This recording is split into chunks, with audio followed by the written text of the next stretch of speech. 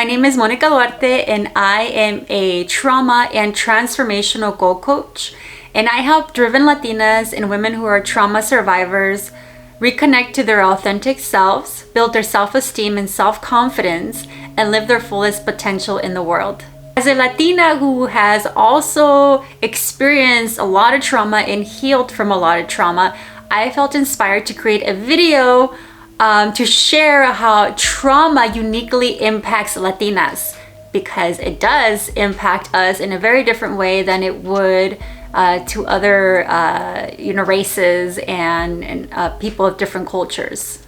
I also felt inspired to create this video to help educate my community, Latinas and Latinos, but specifically Latinas, because a lot of us were raised and have been accustomed to trauma, to living in trauma. And it's really important that we get educated on what trauma is and how it shows up for us, so that we can finally begin to heal from it and live our fullest potential in the world.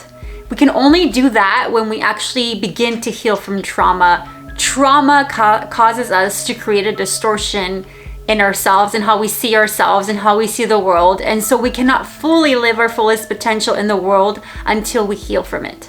So if you're a Latina and if you've ever felt like, you consider yourself driven, you've kind of pushed yourself to get through a lot of struggles, and you feel like no matter how much hard you push, how much you try, you keep getting pulled back. Like there's something inside you that keeps feeling like you can't move forward, or you keep being pulled back. This is a trauma response, and a lot of us don't know that. And the thing with trauma is that if we're doing something that doesn't feel safe to our internal world, no matter what our intentions are, even if they're positive, our internal world will not allow us to move forward because what we're doing doesn't feel safe. So this is what causes that feeling of not being able to move forward or feeling stuck. This is something that I myself have experienced several times in my life when I didn't know it was trauma, and also something that I learned from interviewing several Latinas that they too have experienced. And this is one of the things, again, that inspired me to create this video to help my community become educated on this. And so I want to share what I've learned with you, knowing that there are a lot of traumas that uniquely impact us as Latinas. But just for the sake of keeping this video short, I'm gonna share 6 with you today. But before we get started, I wanna share a little bit more about my background so you have some context of the traumas that I've experienced and the struggles that I've faced. So I'm originally from Mexico. I was born in Mexico, in Michoacan. I lived there for the first 5 years of my life. I was raised in poverty for for a few years. My mom constantly struggled to be able to find for us a place for us to live. Additionally, I was also raised around domestic violence, which was something that was very common in my culture at that time. I don't know if it is right now, but at that time it was. It was just something that you just grew up around, and that did cause a trauma. It causes trauma to children, even though children are not impacted physically, they are impacted emotionally and mentally. My dad, I only saw him a few times a year, a few months throughout the year. Most of the time he spent it in the US. He used to work, in the fields. And when the season was over, he would go back to Mexico to visit us. And then at 3 years old, my mom and my dad moved to the US, and they left me and my brother and my sister in Mexico to live with my grandmother. So there's another trauma. Leaving your children behind causes another trauma to children. And then when I was 5 years old, my dad came back and he brought us to the US. Now, when I moved to the US, that was also something traumatic because I had never been here. I had never been in the US. I didn't know anything about the culture. I didn't even speak English. So I felt like I was thrown into this world that I felt like I had to learn how to navigate without any support or resources. I just had to figure it out on my own as a 5-year-old. Because my parents were campesinos, they worked in the fields. They worked long hours. They would leave to work really early and come back home really late at night. So most of the time we were left by ourselves with me and my older sister and my older brother. My older sister became kind of our second, or actually more like a third parent. Even though it wasn't intentional, That's kind of what happened for a while because we didn't have that support or resources to, find babysitters or for anybody to take care of us. As an immigrant and a new person here in the US, I was also bullied a lot because I didn't know, very much about the culture. I didn't speak English. I couldn't stand up for myself. I didn't really know anybody here. So I was a really easy target for bullies that, saw that I was vulnerable and they just took advantage of that. And, just feeling also like I didn't belong because I didn't belong here. And I dealt with bullying for most of my life up until high school. That was something that I dealt with. I also experienced bullying from kids that were also Mexican, but they were whiter skin.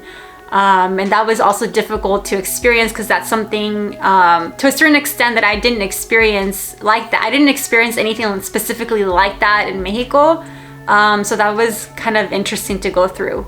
Another factor that contributed to my trauma was also being a girl in the family. In my culture, women were treated differently than men. Girls were treated very differently than boys. And I really hated it. I hated that I was being taught to be at home, to learn how to be a caregiver from a really young age. I couldn't even play or do things that little kids do because I don't know why my parents were teaching me to do domestic things when I was really little. And it was really frustrating. So I used that frustration to toughen up. I became tougher as a little girl. I became stronger and I basically learned how to, stand up for myself when it came to dealing with boys and kind of showing them I'm as strong as you or even more stronger than you. So that was a thing that came from that and that I had to learn in order to survive, to not be treated less in my culture because I was a girl. The good thing from that is that I used that strength to eventually, go to college and become the first in my family to graduate from college. And when I graduated, it was an amazing feeling because here I was, a girl in my family where, in a culture where women were oppressed, and I was the first in my family to graduate from school, from college. I was finally living the American dream, me, a girl, a woman who came from poverty, who came from nothing. I had a college degree. I had my own place. Started a solid career as a graphic designer, and I was only 21 years old when all of this happened. I felt like I finally had made it. And I was living, the American dream, what we came here to the US to do. But then when I turned 24 years old, I went through a near-death experience in a car accident. And it was after that experience that I realized I didn't know who I was. I learned that I had lived most of my life in survival mode. And because of that, I was so focused on surviving that I didn't even know who I was as a person. I didn't know what I liked. I didn't know anything about myself. And when I looked into the future, I saw a woman who was superficial and who didn't like her life, who didn't know who she was, and I was not okay continuing to live that way. So about a year later, I did something really brave that, I didn't ever think I would do. I ended up leaving everything behind, the life that I had created behind. I went against my parents' wishes in doing that. All the hard work that I put into, going to college, having this career, I ended up just giving that up and moving to Sedona, Arizona, because I felt that that would be the right place for me to live, where I could be supported to, get to know myself better. Also, I became highly spiritually oriented. Spirituality became a really basically the number one focus in my life. And Sedona I felt was a supportive place to explore that and to get to know myself better and to build a solid sense of self. During that time, I learned a lot about spirituality, and I even became an ordained minister. I learned a lot of different things in the New Age movement. I learned about different religions. I basically absorbed everything that I could get my hands on so that it could help me to understand myself better. Then in 2015, I went through another near-death experience. This time I had taken a medication that a doctor gave me that basically became poison to my body. It almost killed me. It literally shut down my body.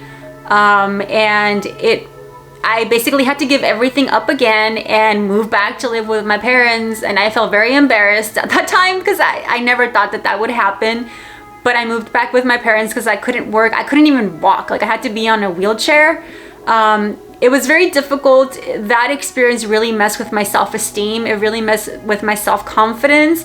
And I became isolated for years because of that. I had a hard time trusting anybody.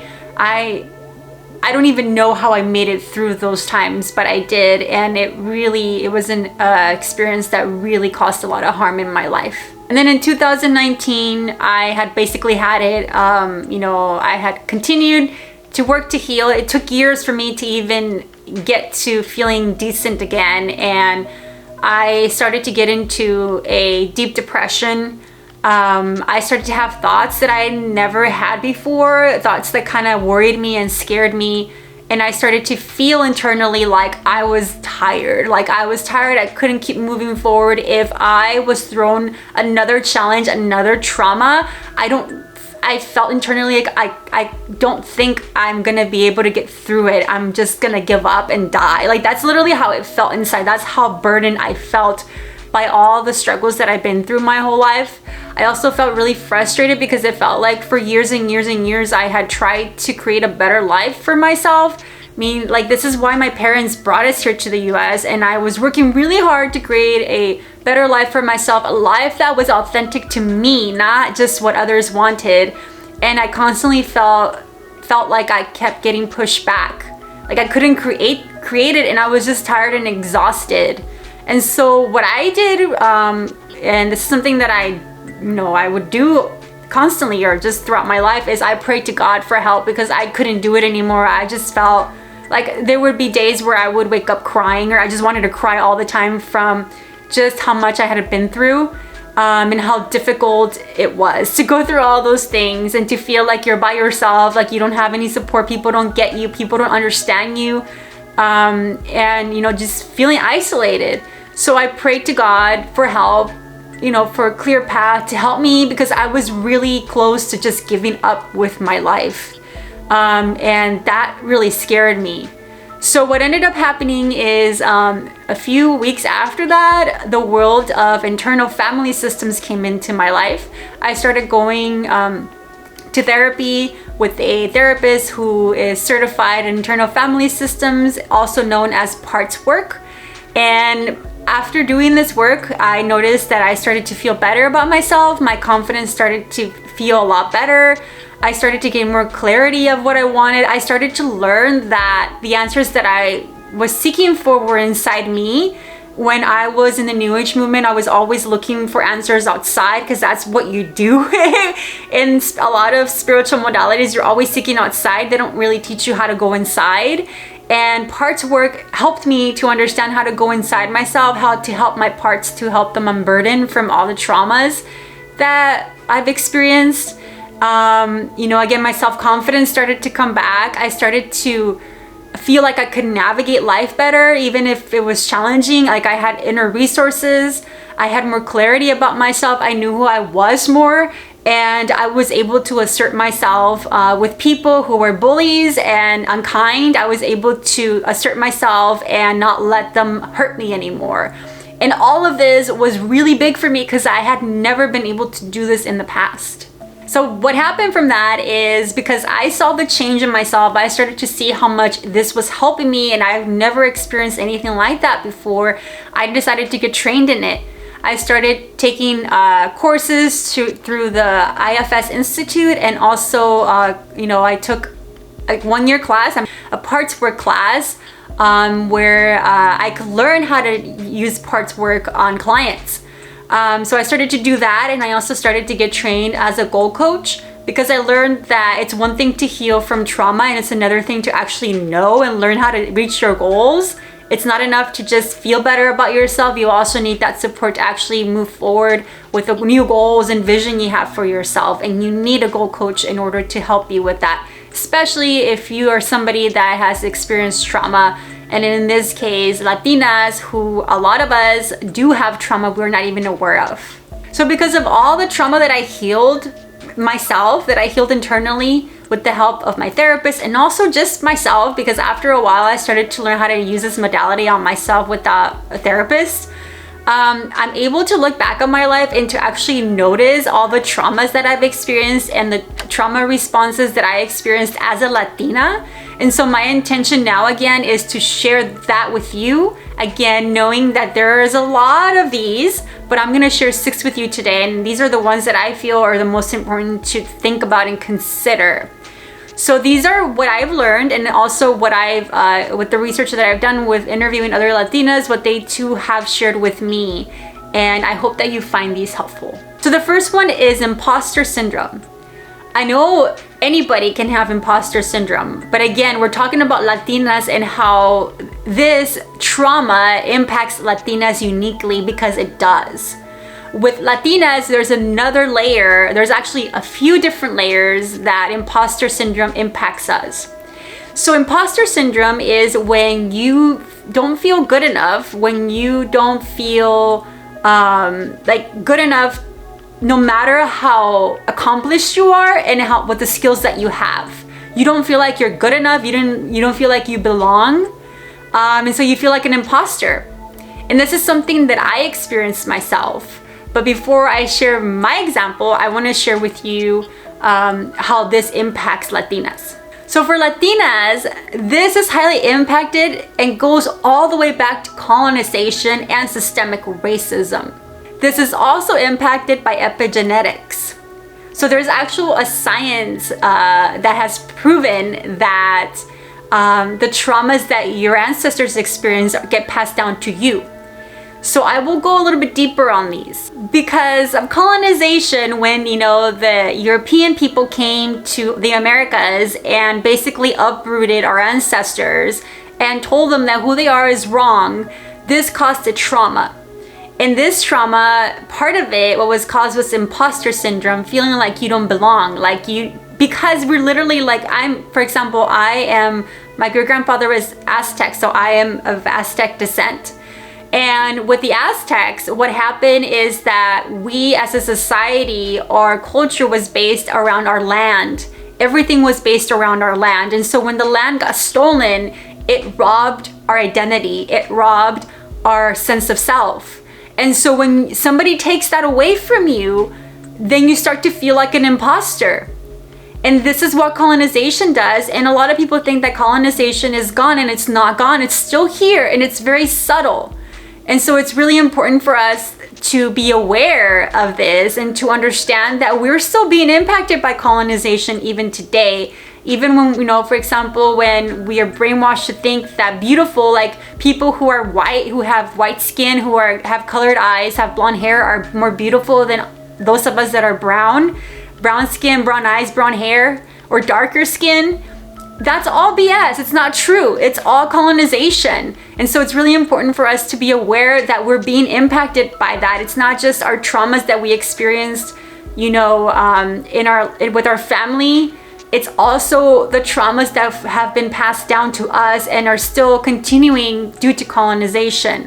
With epigenetics, the idea behind it, or the research behind it, is that when your mom had you in the womb, and if she experienced stressors and traumas, what that did is it shut off parts of your DNA so that those traumas got transferred to you. And even though you were not physically out in the world experiencing them, you experienced them internally inside the womb of your mom. And so that means that whatever traumas, again, she experienced, you experience. So if you go back, whatever traumas your mom's mom experience got passed down to her, and her mom's mom and her mom's mom. So if you go all the way back to colonization, again, all of that trauma was transferred and is being transferred to us through our DNA. That means that in our DNA, we have the entire history of our ancestors, including the traumas, and those are impacting us in very subtle ways. We don't know that, and they're impacting us. So when other people say, to us, people that are not minorities, that are not Latinas, to just get over it, or, why don't we go back, to our country or whatever, they're re-triggering these traumas because they're literally living in our DNA. You can't just ignore that stuff. You have to heal it. And so again, due to colonization, our ancestors learned that being themselves was not safe. This is something that we experience as Latinas today. How many of you go out in the world and feel safe as a Latina? You can do whatever you want. This is being transferred from our ancestors. And because of that, it creates shame. And so we start to feel like imposters. There's so much more that I can share about this specific trauma, but I'm not gonna go deep into it in this video because it would make it a very long video. But if you're interested in learning more about this, I highly recommend and suggest that you join my Overcome Imposter Syndrome Masterclass. I will put the link below so you sign up for that, and I will specifically talk about that trauma more and give you resources to support you in overcoming this trauma so that you can be your authentic self and you can live your fullest potential in the world, because this is your God-given right.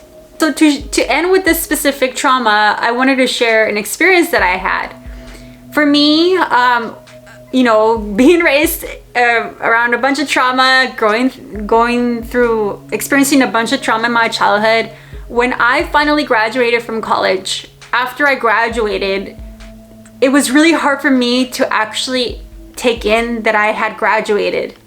When I got my first career job working as a graphic designer full-time, I felt like an imposter. I felt like I shouldn't have this job. Like, people like me don't have jobs like this. And so a part of me was very happy to, you know, begin to live the American dream. But a part of me felt like this is not normal. This is not what people like me do. And for a long time, you know, I was in that specific job for almost 4 years. And then after that, I continued to work, you know, and as a creative. And I would do the work, but I always felt like I wasn't good enough. And because of that, I lowered my standards down to how much I was okay getting paid, with the kind of people that I was okay working with, basically people that didn't treat me right, and just feeling like my work wasn't as valuable as you know, as it was. And when I would promote myself, always feeling ashamed of myself, and it was just something that came from imposter syndrome trauma that I didn't know.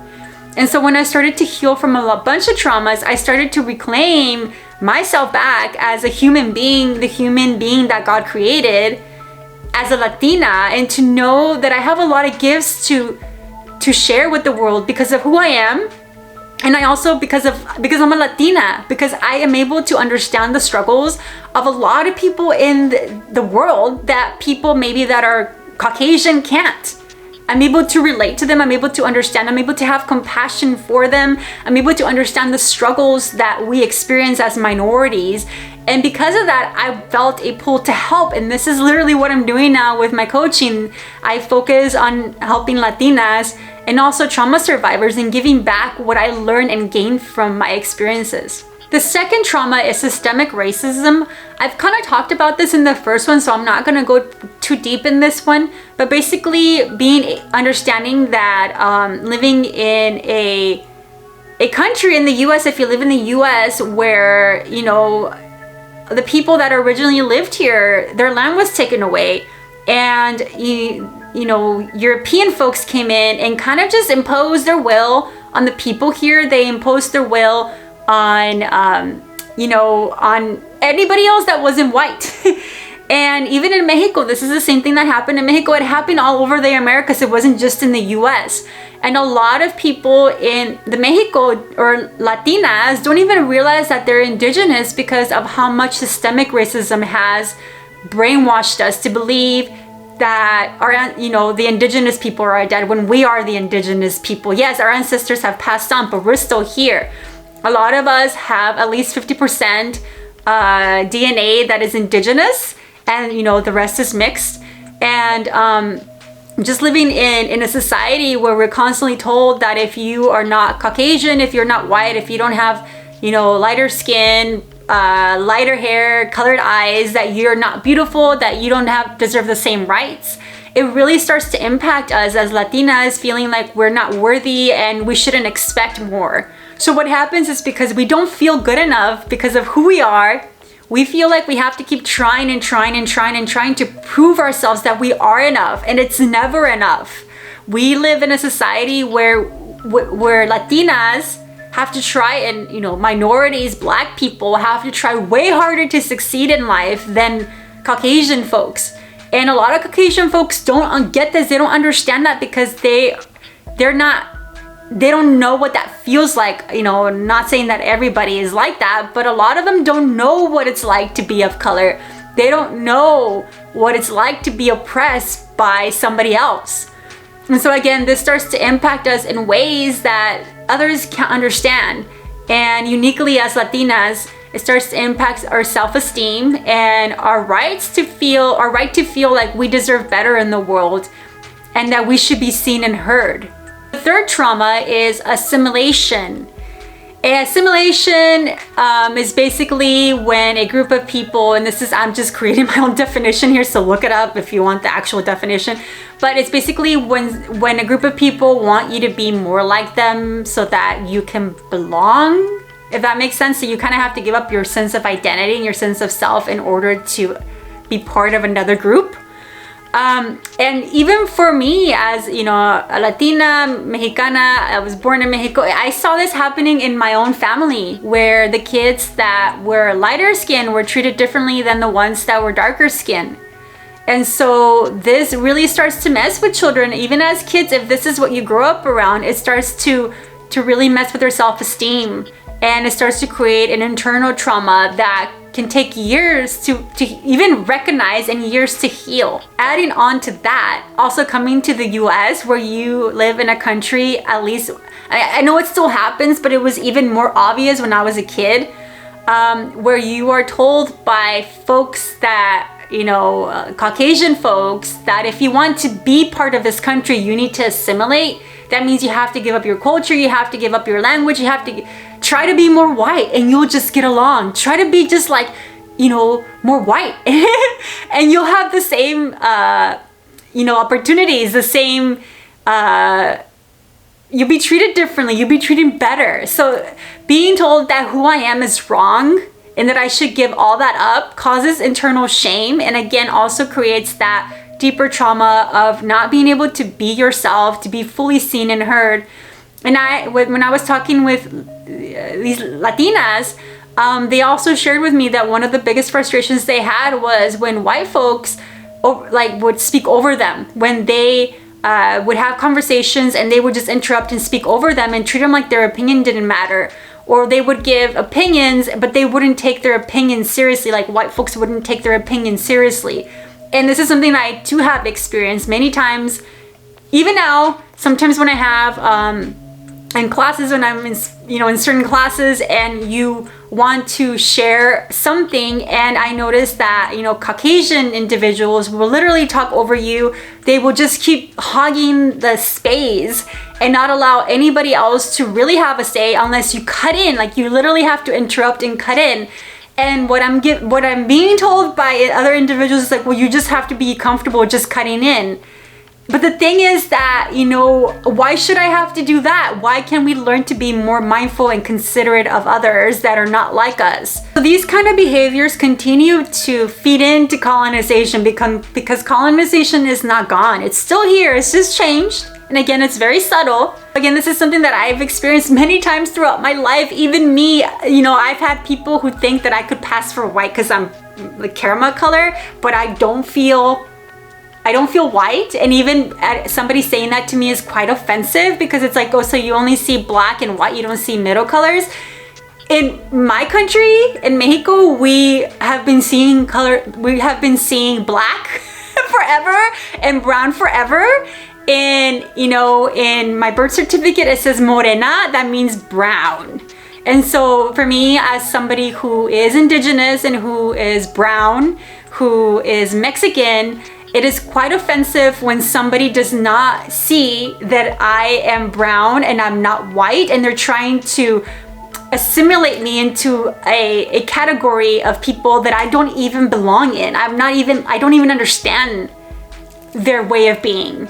When I say that, I want to be sensitive to black individuals, because I'm not saying that, the struggles that they've been through are are less. I mean, each person is, each race is different, and each race has specific traumas that they've been through, and it's really important to be respectful of that. So I just want to make that very clear. But as a Latina, a lot of us get either pushed down to like, oh, you could be white or you are like black. People don't really see us for who we are. And again, a lot of the times they don't even see that we're indigenous. We're brown because we are indigenous. A lot of us are indigenous, and a lot of people in the US don't even want to look at that, because if they looked at that, there's more shame that they have to look at, because we are a result of colonization. This is what happened when the Europeans killed and murdered indigenous women in our country, and here in the US, we are a result of that. And so I feel like Caucasian folks don't want to look at it, because it's just another thing that they have to look at to take responsibility. Their ancestors did, because again, if you look back at DNA, the trauma gets passed down. So that means that even for the aggressors, that stuff gets passed down again. So, but I won't go into that, because that's a whole different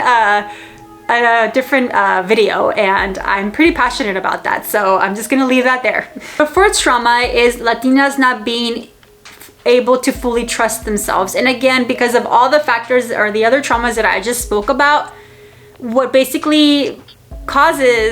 all of that causes is for us to not trust our inner knowing. When we live in a society where we're constantly told what to do, especially as Latinas, we're told who we are, who we should be, how we should think, that if we want to belong in the US, we need to be more white.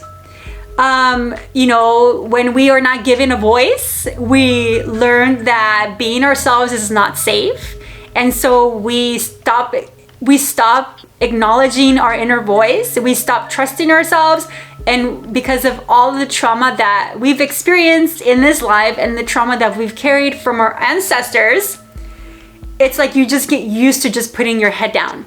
You just get used to it. It's just something you just do, and you see it in the culture. In a lot of Latino cultures, you see individuals who are just used to just doing what a Caucasian person tells them, because that comes from all the traumas that we've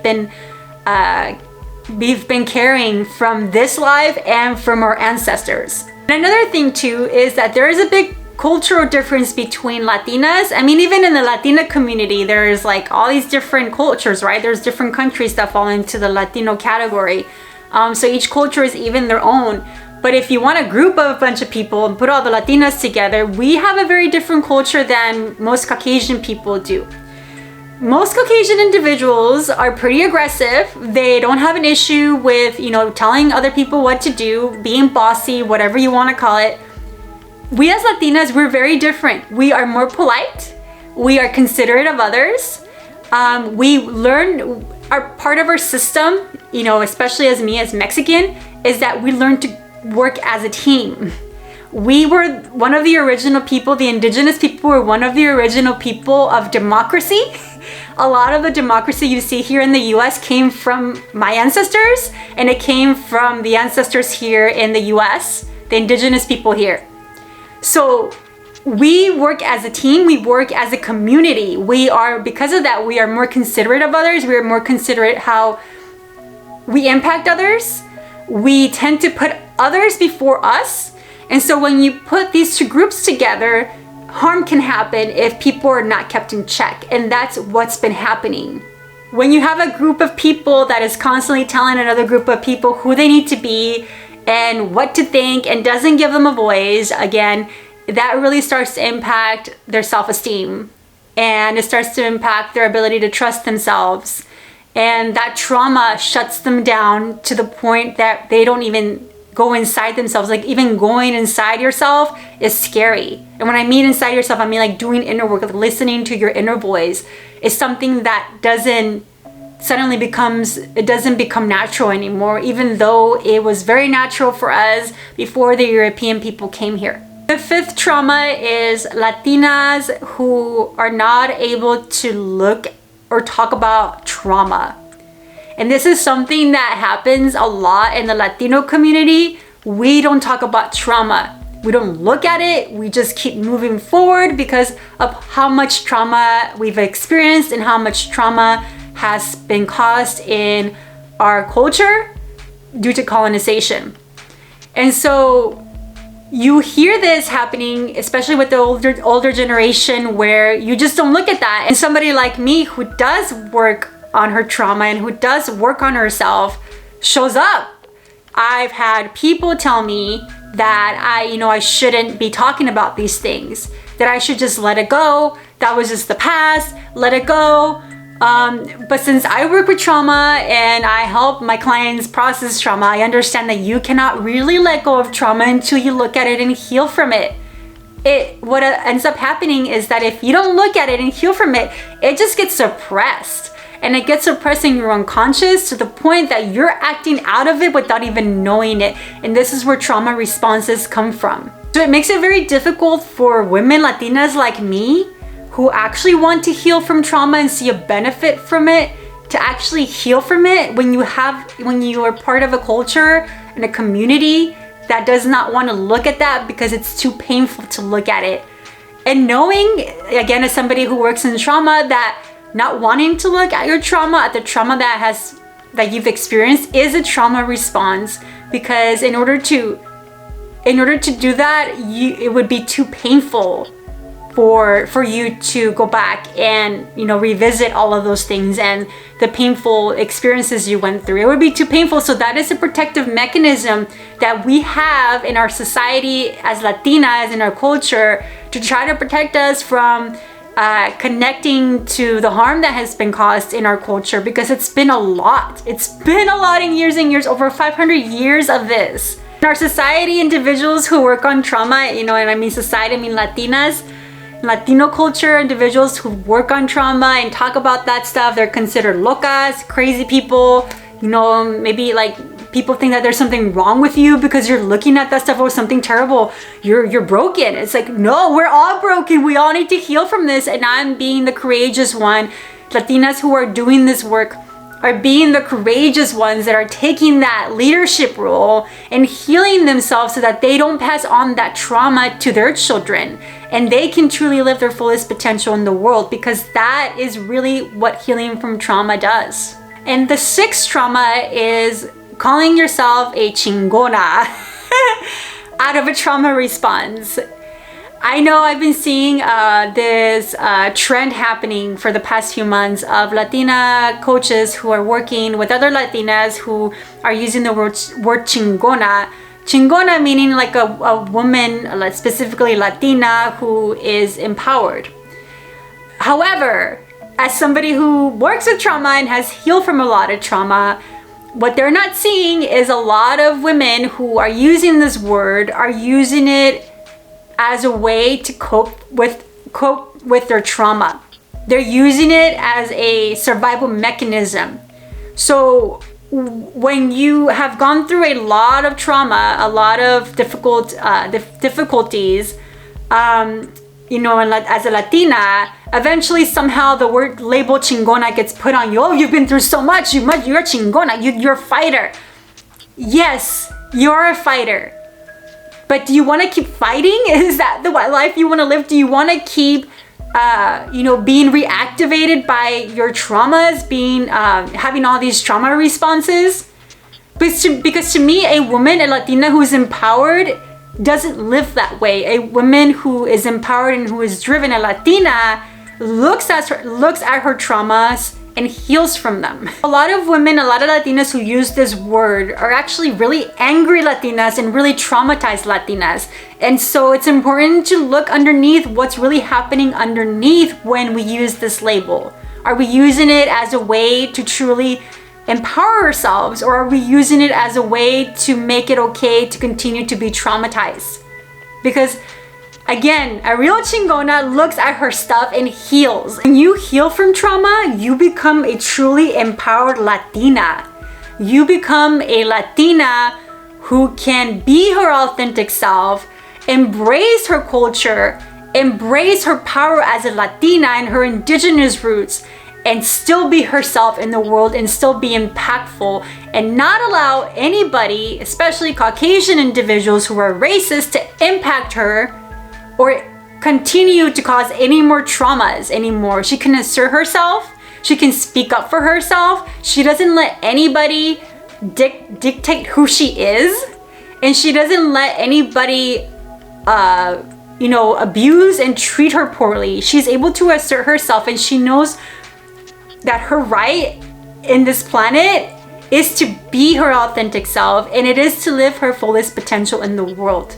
And this is what I help Latinas do.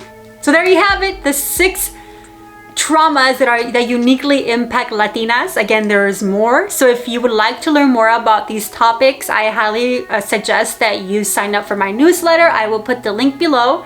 And also for my Overcome Imposter Syndrome Trauma Masterclass, so that you can understand that trauma more, how it impacts you as a Latina, and how to begin to overcome it. And again, I will post a link below. With that being said, I want to share that I also have classes that I'm gonna start doing in August, or not in September. I'm gonna start doing classes to help Latinas understand themselves on a deeper level, to help them understand why they do the things that they do, and to help them understand the traumas that they've experienced and how to heal from them, and also to support them in reaching their goals.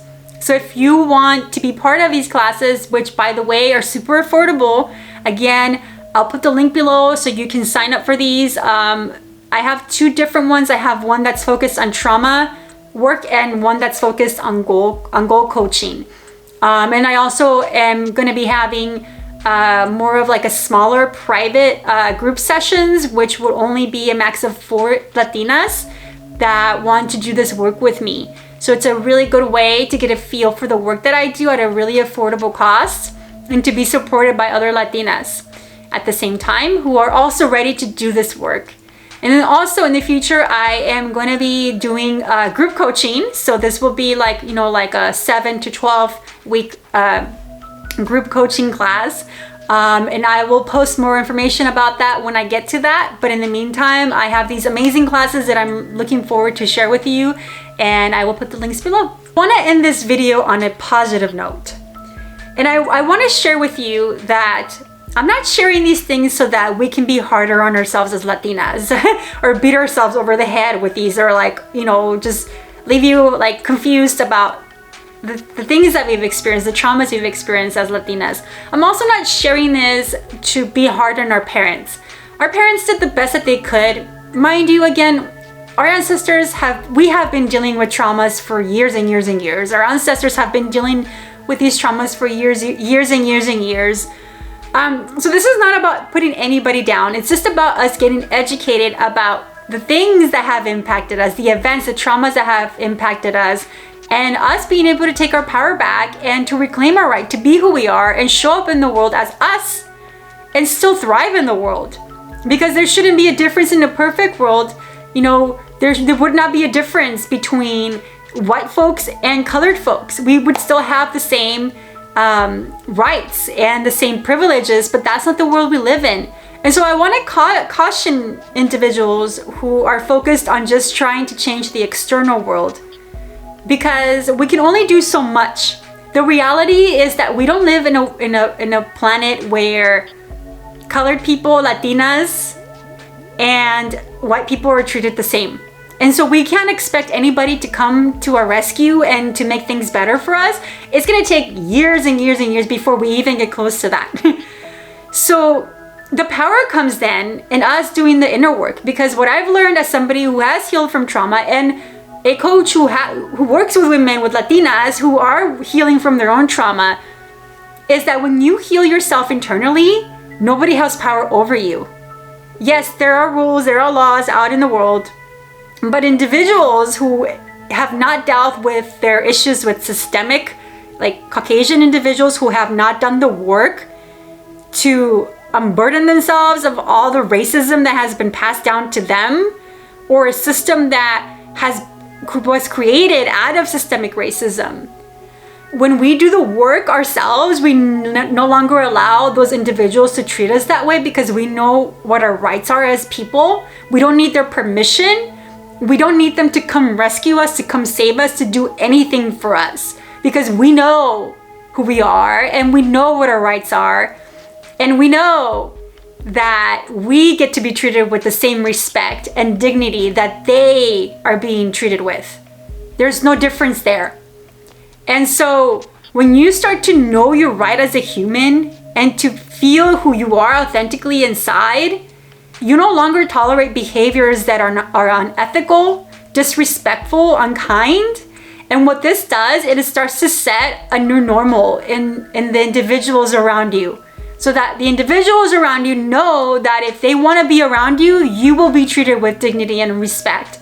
And if you don't, they don't have to be there. They can leave, you know? And I've seen this happen in my own life where, you know, I've become more assertive as a Latina, and especially around Caucasian individuals who, for some reason, feel the need to give me advice when I don't ask for advice, or feel like they need to come rescue me, or, you know, like they know more than me. And I assert myself and I just ask them, you know, I let them know what you're doing is making me feel uncomfortable, soften back. And a lot of the times they're not used to being spoken to that way by somebody like me, like a minority, Latina and indigenous woman. They're not used to being spoken to that way. And it throws them off, and sometimes it makes them pissed off. But I'm okay with it, because it's like whatever's making you angry, whatever's causing you to feel uncomfortable because I'm asserting myself and my right to be my own person, that's your baggage. It's not mine, and I will not take that on. And this is how we start to do that inner work. When we start to do that inner work, that's how we start to change ourselves internally. And when we change ourselves internally, we show up in the world differently. And the world starts to change differently, because all of a sudden, these people don't have power over us anymore. We reclaimed our power inside, because the power is inside us. And the power can only be revealed once you heal from your trauma.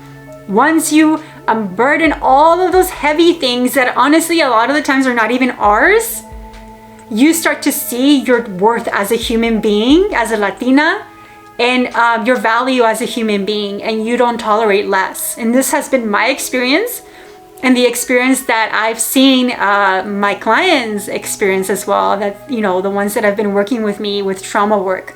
And then also with Go Coaching, to be able to know that you can have that support that can help you move forward with whatever goals you have in life. And this has been honestly really supportive to me, because now at this point in my life, like, I feel like I'm in a roll. I'm literally working on all my goals, and like just one after the other. And I feel really good when I accomplish things. I feel really, really good about myself. And this is something that I've never ever experienced before. I don't feel like an imposter. I don't feel like any of that. I just feel like, wow, look what I did, you know? And of course, I always include God in everything that I do. So I'm always grateful to God for the guidance and support as well. I want to end with letting you know and being really honest with you that trauma takes time to heal. It is not something that happens in one session or 2 sessions. And it takes time, honestly, to rewire your brain and to kind of shift everything around internally in your internal world, so that you can start to unburden and that you can start to take on new qualities that are actually your natural abilities. And any coach or any individual that tells you that they can heal you with one session, please run the other way. That is a red flag. Trauma doesn't work that way. And those are individuals that don't understand how trauma works. So there's literally no way of going around it than just understanding that trauma does take time to heal. And so this is work that needs, you know, dedication and time. And if where you are right now is just where you're just curious to understand how trauma works, that's totally fine. Take your time in that. When you're ready to do the work, that's fine, you know. Again, this is not about rushing. This is about doing what's right for you. And so again, if you're interested in these topics, I highly suggest that you sign up for my newsletter. Again, the links will be below. And I am looking forward to supporting you in uncovering your fullest potential and manifesting it in the world. Thank you so much for watching, and I will see you in my next video. Bye.